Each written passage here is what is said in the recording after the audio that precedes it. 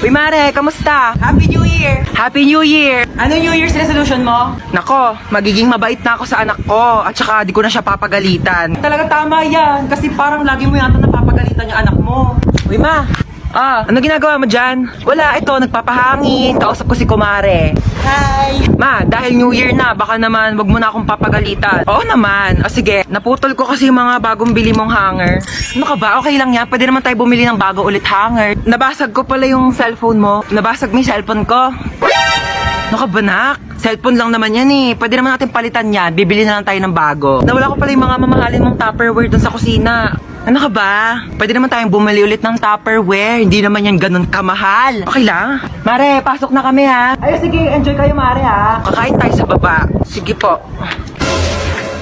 O, kala ko ba kakain tayo? Oo nga, kakain.